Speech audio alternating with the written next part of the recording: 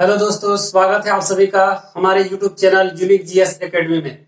दोस्तों आज हम लोग हाई कोर्ट के बारे में जानेंगे। दोस्तों उच्च न्यायालय के बारे में जानेंगे। इससे पहले मैंने सुप्रीम कोर्ट के बारे में बता दिया दोस्तों। आज क्योंकि देश में सिर्फ एक ही सुप्रीम कोर्ट होगा, लेकिन हर राज्य में एक एक हाई कोर्ट होते हैं दोस्तों। तो आज हम लोग हाई कोर्ट के बारे में जानेंगे, जो कि राज्य के मसलों को सुलझाता है। किसी राज्य का सबसे ऊपरी अदालत क्या होता है दोस्तों? हाई कोर्ट होता है, उच्च न्यायालय होता है। पूरे देश का क्या होता है? एक ही अदालत है, वो सुप्रीम कोर्ट है। हाई कोर्ट की चर्चा कौन से अनुच्छेद में है दोस्तों? अनुच्छेद 214 में। ठीक है, अनुच्छेद आर्टिकल 214 में हाई कोर्ट की चर्चा है। ठीक है, हाई कोर्ट की चर्चा कौन से आर्टिकल में है? आर्टिकल 214 214 में।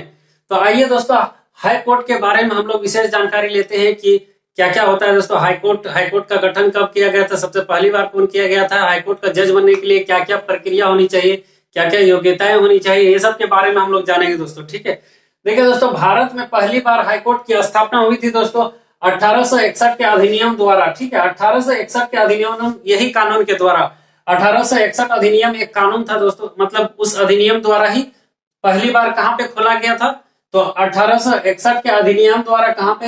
1862 में खोला गया, कलकत्ता, बंबई और मद्रास में। ठीक है, कोलकाता, बंबई और मद्रास तीन जगह खोला गया। सबसे पहले कहां खोला गया दोस्तों?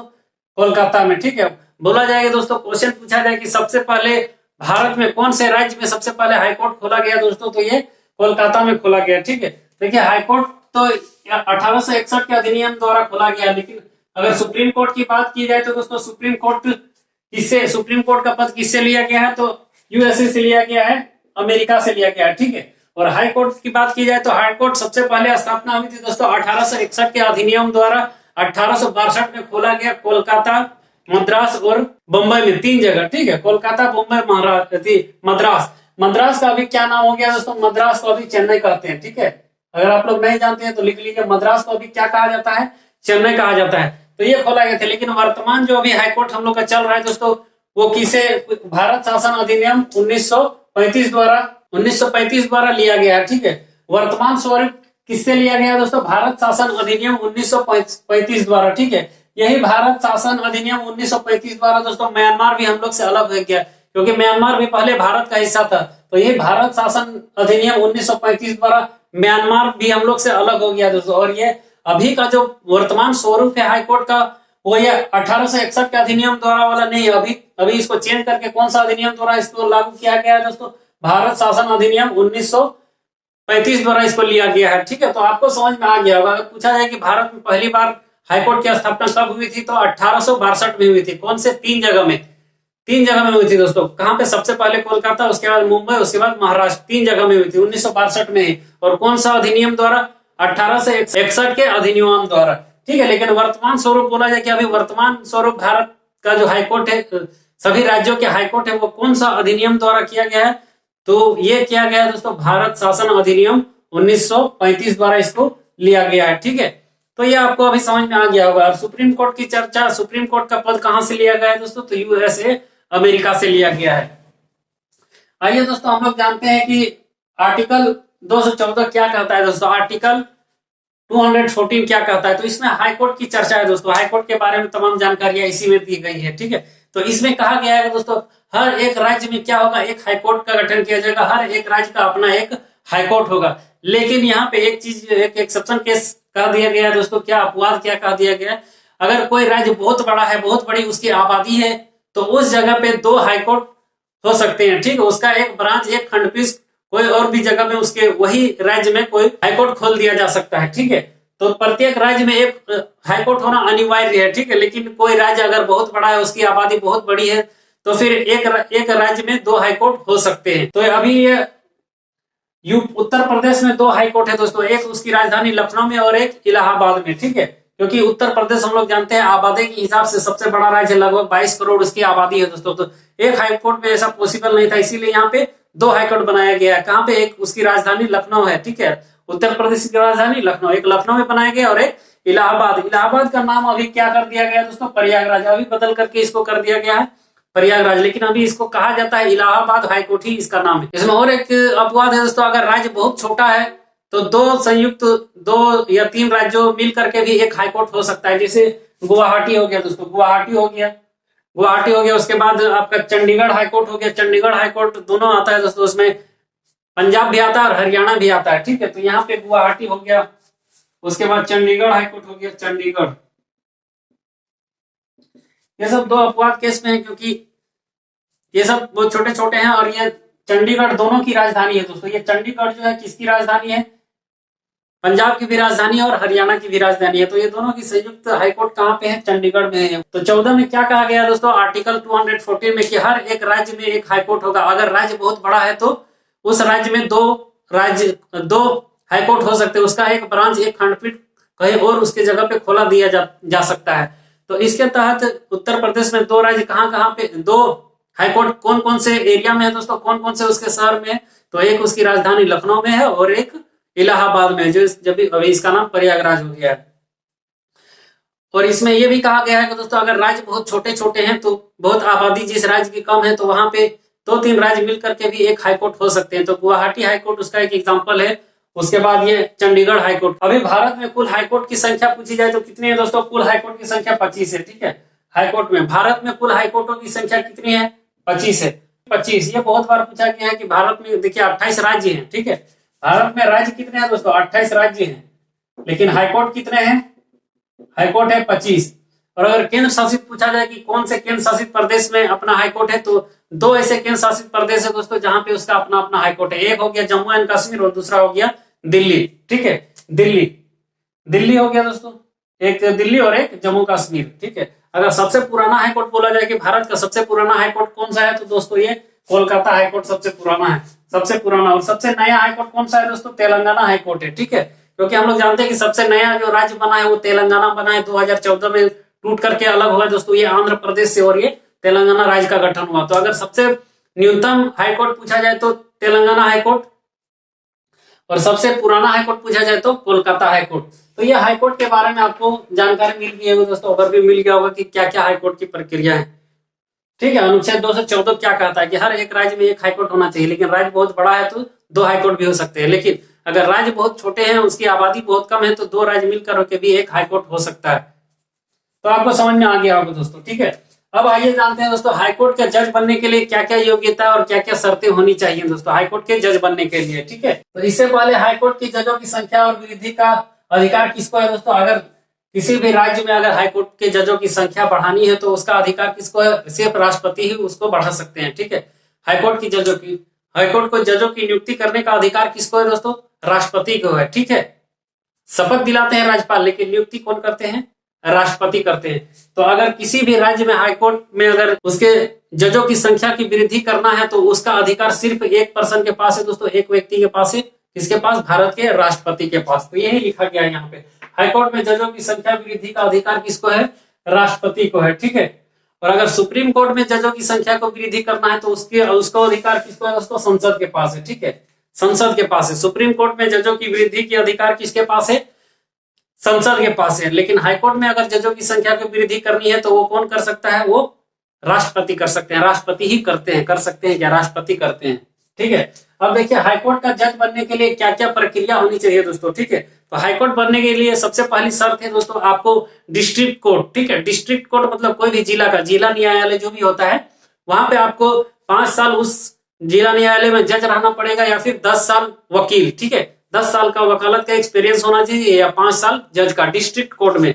सबसे पहला कंडीशन क्या है दोस्तों? 5 साल जिला न्यायालय में जज, या फिर 10 वर्ष जिला न्यायालय में वकील होने चाहिए।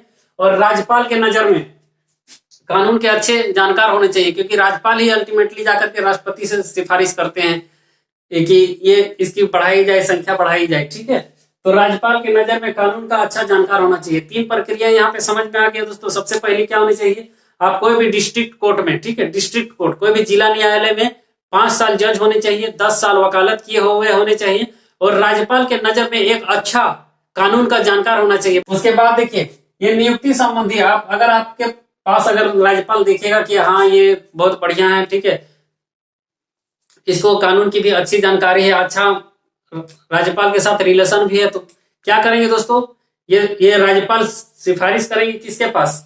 देखिए यहाँ पे सुप्रीम कोर्ट के जज के पास, ठीक है। सुप्रीम कोर्ट के जो मुख्य न्यायाधीश है, सुप्रीम कोर्ट के चीफ जस्टिस है वो, और हाईकोर्ट का जो मुख्य न्यायाधीश है उसके पास सिफारिश करेंगे। उसके बाद ये तीनों राज्यपाल मिल करके, ठीक है, इसकी नियुक्ति संबंधी मान के चलिए कि किसी को भी हाईकोर्ट का जज बनना है तो उस राज्य का राज्यपाल, हाईकोर्ट का मुख्य न्यायाधीश और सुप्रीम कोर्ट का मुख्य न्यायाधीश, तीनों में तालमेल अच्छा होना चाहिए। तीनों अगर बोल देंगे जाकर के राष्ट्रपति के पास कि ये इस पार्टिकुलर आदमी को, सर इसको बहुत अच्छी जानकारी है, कानून की बहुत अच्छी जानकारी है और ये बहुत ही बेस्ट है हाईकोर्ट का जज बनने के लिए, तो राष्ट्रपति सिग्नेचर करके इसको नियुक्त कर देंगे। समझ में आ रहा है दोस्तों?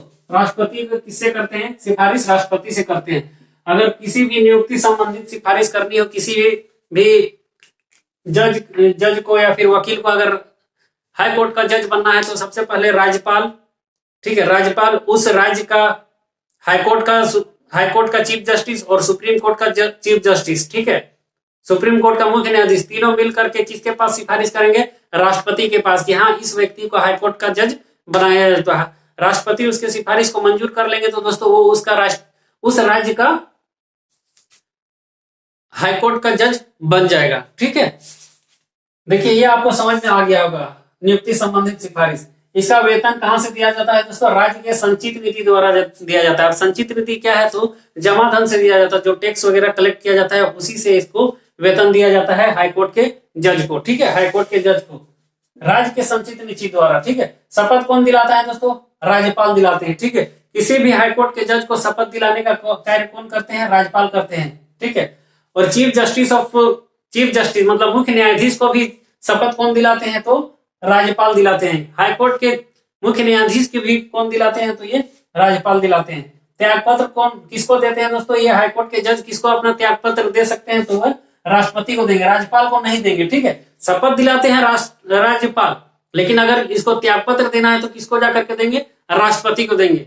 ठीक है, भारत के जो राष्ट्रपति हैं उसको जाकर के अपना त्यागपत्र देंगे। आयु कितनी होनी चाहिए दोस्तों? रिटायरमेंट की 65 वर्ष से कोई भी अधिक नहीं रह सकता है हाईकोर्ट का जज, उसके बाद नहीं बन सकता, वो रिटायरमेंट की एज है। ठीक है, उससे पहले बन सकते हैं 30 साल 40 साल, 30 से कम 35 से कम नहीं होनी चाहिए और 65 से ज्यादा नहीं होनी चाहिए आयु। रिटायरमेंट की आयु कितनी है? 65 वर्ष होनी चाहिए। ठीक है, देखिए अनुच्छेद 226 में हाईकोर्ट के 5 प्रकार की रीट की चर्चा है दोस्तों। ठीक है, तो ये रीट क्या होता है इसके बारे में भी मैंने एक वीडियो बना दिया है दोस्तों, जो सुप्रीम कोर्ट का जो रीट बताए हैं उसमें।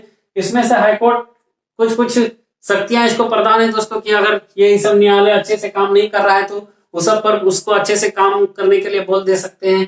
कोई अधिकारी अच्छा से काम नहीं कर रहा है तो उसको भी काम करने की सलाह दे सकते हैं। ठीक है, अगर किसी को बंदी बनाया गया है दोस्तों तो उसको 24 घंटा के अंदर न्यायालय में प्रस्तुत करना उसको भी कर सकते हैं। तो ये किसको देते हैं? उस सबको अधिकार कौन देते हैं? उस सबको अधिकार नहीं, यहाँ पे बोल सकते हैं आज्ञा देते हैं कि हाँ ये काम इसी समय पे आप कर लीजिए। तो अगर वो रीट वाला वीडियो नहीं देखे तो आप जाकर के देख लीजिए दोस्तों। मैंने एक इसका पर्टिकुलर वीडियो बना दिया है सुप्रीम कोर्ट के रीट। ठीक है, याचिका, सुप्रीम कोर्ट की प्रमुख याचिकाएं, 5 प्रकार की याचिकाएं होती है, रीट होती है, तो उसको जाकर के देख लीजिए, आपको यह समझ में आ जाएगा। जैसे सुप्रीम कोर्ट की रीट की चर्चा अनुच्छेद 32 में दिया हुआ है। ठीक है, लेकिन इसको हाईकोर्ट की रीट की चर्चा किसमें दिया है? आर्टिकल 226 में। दोनों का पावर लगभग सेम है, तो आप जाकर के उसको देख लीजिए, आपको आसानी से समझ में आ जाएगा। देखिए दोस्तों, अगर ये डिस्ट्रिक्ट कोर्ट कुछ फैसला सुना दिया, जिला न्यायालय कुछ फैसला सुना दिया आपके खिलाफ और आप उससे संतुष्ट नहीं है तो आप कहां जा सकते हैं?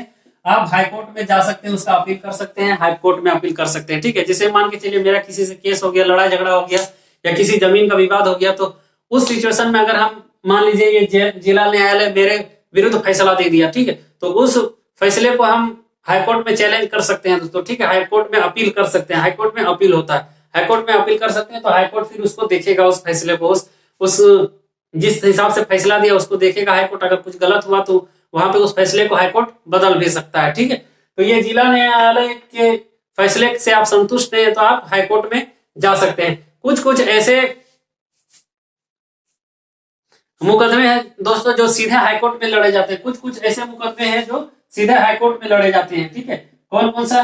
मान लीजिए एमपी एमएलए से विवादित कुछ मामला हो गया दोस्तों, मेंबर, देखिए एमपी एमएलए। अब एमपी क्या होता है और एमएलए क्या होता है, तो ये बारे में आपको पता ही होगा दोस्तों। अगर नहीं जानते हैं तो आप जाके प्रीवियस वीडियोस पहले देखिए, तो आपको एमपी क्या होता है, एमएलए क्या होता है, सब कुछ पता चल जाएगा। किसी से अगर कंपनी विवाद है दोस्तों, किसी से मान लीजिए बड़ा उद्योगपतियों का विवाद है, तो वो भी कहाँ लड़ा जाता है दोस्तों? वो भी उद्योगपतियों का विवाद। ठीक है, उद्योगपति का विवाद। ठीक है, उद्योगपति का विवाद भी यहाँ लड़ा जाएगा। तलाक और शादी, ये भी यहाँ पे लड़ा जा सकता है। तो डायरेक्ट आप वहां पे जाकर के कर सकते हैं। तलाक वसीयत से रिलेटेड हो गया दोस्तों। वसीयत, वसीयत किसको बोला जाता है? धन दौलत से रिलेटेड, ठीक है। वसीयत किसको? धन दौलत से रिलेटेड जो भी है ये सब आप डायरेक्ट, जैसे बहुत बड़ा बड़ा अगर आपको वसीयत का बात है, तो उत्तराधिकार का बात है, उत्तराधिकार का मामला है, तो उस हिसाब से आप डायरेक्ट हाईकोर्ट में जा सकते हैं। तो ये थी हाईकोर्ट की कुछ विशेष जानकारी। हाईकोर्ट का जज बनने के लिए क्या करना पड़ेगा दोस्तों? अगर आपको 5 साल वकील रहना पड़ेगा जिला न्यायालय में, या फिर 5 साल जज रहना पड़ेगा, या फिर 10 साल वकालत करना पड़ेगा। और राज्यपाल के नजर में कानून का अच्छा जानकार होना चाहिए, और जानकार भी है तो फिर उसका सिफारिश लेकर के राज्यपाल किसके पास जाएंगे दोस्तों? देखिए, नियुक्ति संबंधित सिफारिश लेकर के कौन कौन जाएंगे? एक तो हाईकोर्ट के जज लेकर के जाएंगे, हाईकोर्ट के जो मुख्य न्यायाधीश है वो लेकर के जाएंगे, एक वो राज्यपाल लेकर के जाएंगे, और एक सुप्रीम कोर्ट के मुख्य न्यायाधीश लेकर के जाएंगे। आपका सिफारिश लेके सुप्रीम कोर्ट के राष्ट्रपति के पास, अगर राष्ट्रपति अपना दे देते हैं दोस्तों, मत दे देते हैं, तो आप उस पर्टिकुलर राज्य के हाईकोर्ट के जज नियुक्त कर दिए जाएंगे, ठीक है। और अगर हाईकोर्ट के जजों की वृद्धि करना है दोस्तों, तो इसका अधिकार किसके पास है? सिर्फ राष्ट्रपति के पास है। तो ये आपको समझ में आ गया होगा, हाईकोर्ट के बारे में प्रमुख जानकारी आपको मिल गई होगी। आप इसका एक स्क्रीनशॉट ले लीजिए दोस्तों। आई होप आपने स्क्रीनशॉट ले लिया होगा, और ये राज्यों के हाईकोर्टों के बारे में आपको पता चल गया होगा, ठीक है दोस्तों। Thank you.